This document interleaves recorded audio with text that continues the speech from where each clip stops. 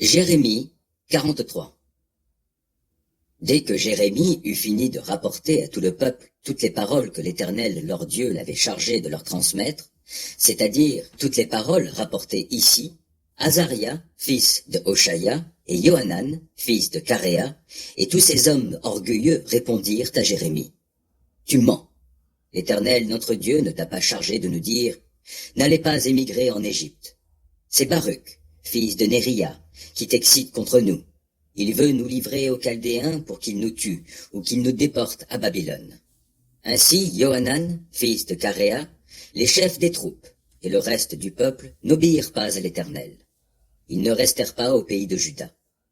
Johanan, fils de Caréa, et tous les chefs des troupes prirent tout le reste de la population de Juda qui était revenue de chez tous les peuples parmi lesquels elle avait été dispersée pour habiter au pays de Juda.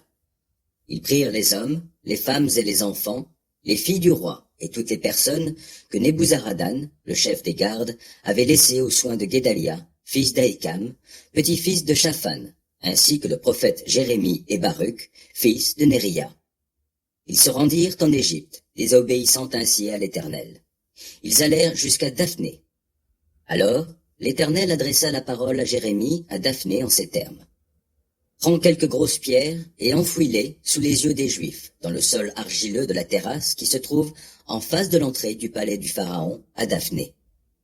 Puis tu diras à ces gens, voici ce que déclare le Seigneur des armées célestes, Dieu d'Israël.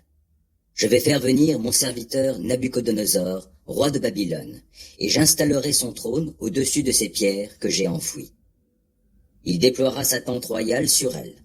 Oui, il viendra et il frappera l'Égypte.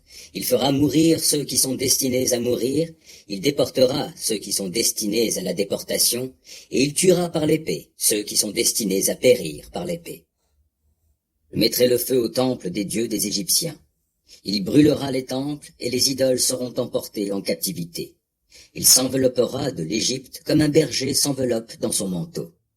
Après quoi, il repartira tranquillement. Il mettra en pièces les obélisques sacrés d'Héliopolis en Égypte, et il mettra le feu au temple des dieux des Égyptiens.